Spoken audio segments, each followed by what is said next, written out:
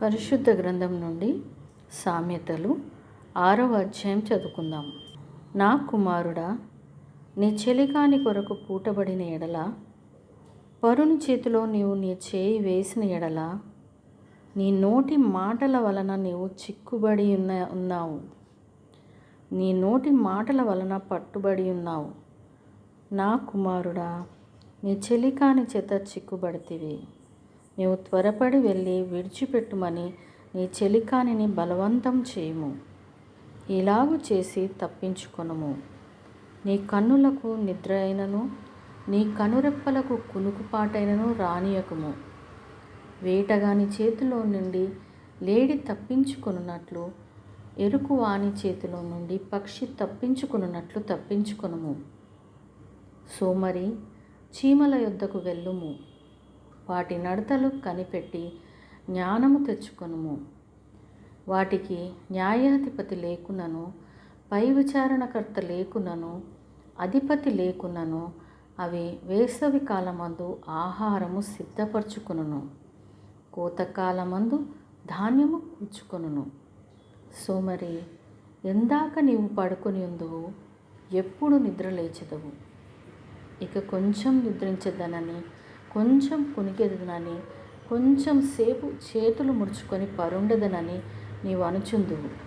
అందుచేత దోపిడిగాడు వచ్చినట్లు దారిద్రము నీ యొద్దకు వచ్చును, ఆయుధదారుడు వచ్చినట్లు లేమి నీ యొద్దకు వచ్చును. కుటిలమైన మాటలు పలుకువాడు పనికి మాలిన వాడును దుష్టుడునై ఉన్నాడు. వాడు కన్ను గీటుచు కాళ్ళతో సైగ చేయును, వ్రేళ్లతో గుర్తులు చూపును. వాని హృదయము అతి మూర్ఖ స్వభావం గలది. వాడెల్లప్పుడూ కీడు కల్పించుచు జగడములు పుట్టించును. కాబట్టి ఆపద వాని మీదికి హఠాత్తుగా వచ్చును. వాడు తిరుగు లేకుండా ఆ క్షణమందే నలుగగొట్టబడును. యెహోవాకు అసహ్యములైనవి 6 గలవు, 7 ఆయనకు హేయములు.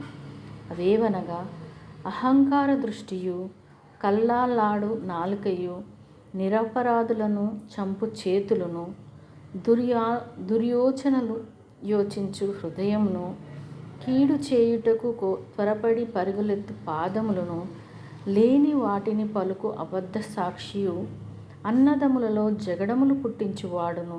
నా కుమారుడా, నీ తండ్రి ఆజ్ఞను గైకొనుము, నీ తల్లి ఉపదేశమును త్రోసివేయకుము. వాటినెల్లప్పుడూ నీ హృదయమునందు ధరించుకొనుము.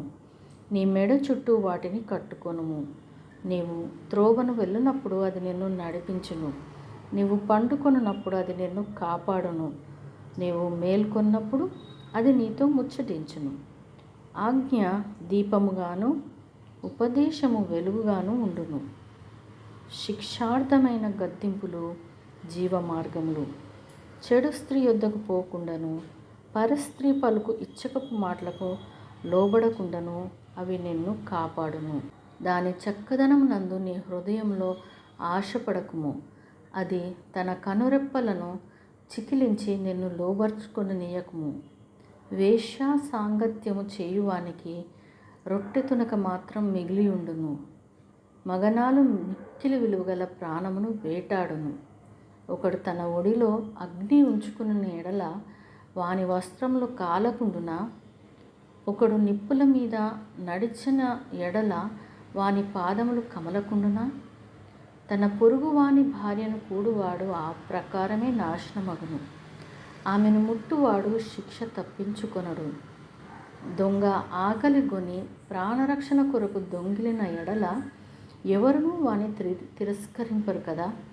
వాడు దొరికిన ఎడల 7 అంతలు చెల్లింపవలెను.